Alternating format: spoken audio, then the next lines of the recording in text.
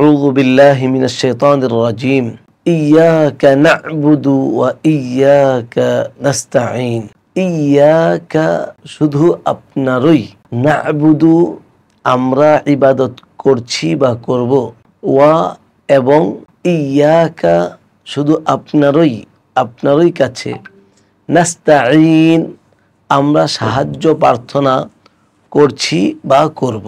আয়াতের অর্থটি হলো আমরা শুধু আপনারই ইবাদত করছি, আপনার কাছেই সাহায্য প্রার্থনা করছি। বিশ্ববিখ্যাত দায়ী মাওলানা কালেম সিদ্দিকী দামাত বরকাতুহুম ও তার সিনাদুন খলিফা আহমদ জুবাইর আহমদ রচিত অমুসলিমের দাওয়া বিষয়ক 2450 টাকা মূল্যের 26টি বই অফার মূল্যে মাত্র 990 টাকা। বিস্তারিত জানতে 01798418100। এই আয়াত থেকে আমরা যে জিনিসটা শিখতে পেলাম যে আমাদেরকে ইবাদত বন্দেগী দাসত্ব গোলামি শুধুমাত্র আল্লাহ পাকেরই করতে হবে।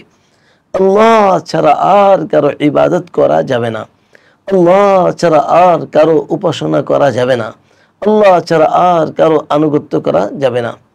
চাই হিন্দু হোক, খ্রিস্টান হোক, বৌদ্ধ হোক, যে কোনো মানুষ হোক, সকল মানুষকে শুধুমাত্র আল্লাহ পাকের ইবাদত করতে হবে।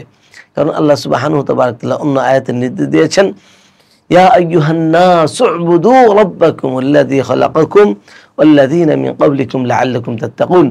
ইয়া আইয়ুহান নাস, আল্লাহ পাক এখানে মানুষ শব্দ উল্লেখ করে বলছেন হে মানুষ, হিন্দু, খ্রিস্টান, বৌদ্ধ যত মানুষ দুনিয়াতে আছে সকল মানুষকে আল্লাহ সুবহানাহু ওয়া তাআলা বলছেন ইয়া আইয়ুহান নাস, হে মানুষ সকল, উবুদু রাব্বাকুম তোমরা তোমাদের প্রতিপালকের যিনি তোমাদের লালন পালন করেন সেই মহান আল্লাহ সুবহানাহু ওয়া তাআলার ইবাদত করো।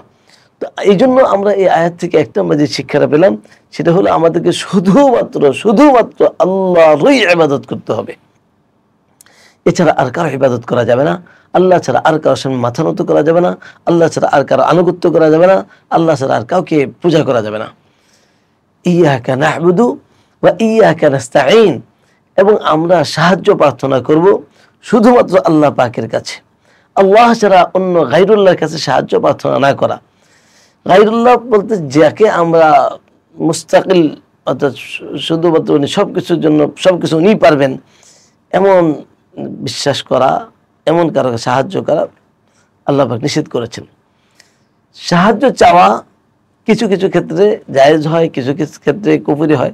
মনে করেন আমার কিছু অর্থ দরকার, আমি আপনার কাছে সাহায্য চাইলাম, আমার একটু অসুবিধা, অসুস্থ, আমি সুস্থ, সাহায্য চাইলাম, এটা হলো আসবাব হিসাবে আমরা এটা গ্রহণ করতে পারি, এটা তো জায়েজ নেই। কিন্তু আমি দাতা হিসেবে যদি মনে করি, যেমন একজন ব্যক্তি কোনো একজনকে মনে করলো, যেমন একজন অমুসলিম সে মনে করলো যে আমার দুর্গা সে শক্তি দেবে, সেই শক্তি দিতে পারে, ব্রহ্মা সৃষ্টিকর্তা উনি করেছেন, ওনার এই শক্তি আছেন, অতএব উনি ওনার শক্তির মাধ্যমে উনি কিছু একটা করছেন। অনেকেই আবার কোনো মাজারে গিয়ে চাচ্ছে, কোন ব্যক্তির কাছে চাচ্ছে যে উনি মনে হয় দিয়ে দিবেন, উনি আমার প্রয়োজন পূরণ করতে পারবেন। তো আল্লাহ ব্যতীত গায়রুল্লাহর কাছে চাওয়া এটা হারাম, কুফরি, শিরিক।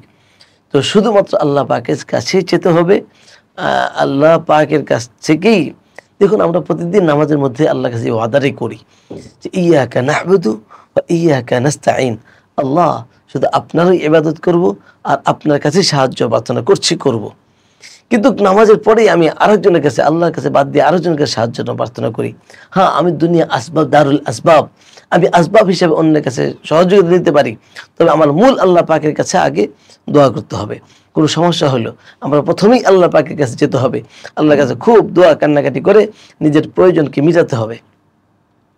এরপরে আমি আসবাব হিসেবে আমি অন্য কিছুর প্রয়োজনীয়তা আমি হিসেবে অন্য কিছুর আসবাব গ্রহণ করব।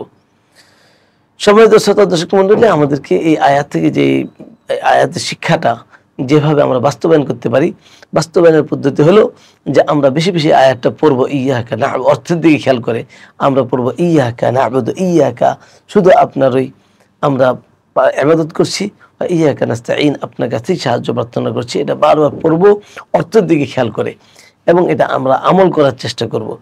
আর অন্যদেরকে, অমুসলিমদেরকে আমরা এই পেগাম তাদের কাছে পৌঁছাবো, ভাই আপনাকে এক আল্লাহকে ইবাদত করতে হবে, এক আল্লাহরই পূজা উপাসনা করতে হবে, এবং আল্লাহ পাকেরই কাছে সাহায্য প্রার্থনা করতে হবে।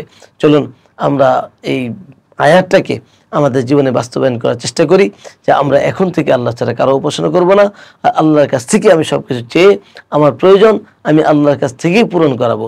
আল্লাহ রাব্বুল আলামিন আমাদেরকে এই আয়াতের উপরে আমল করার তৌফিক দান করুন। ওয়া আখিরু দাওয়ানা আলহামদুলিল্লাহি রাব্বিল আলামিন। আসসালামু আলাইকুম ওয়া রাহমাতুল্লাহি ওয়া বারাকাতুহু। সব কিছু ছেড়ে আমাদের সাথে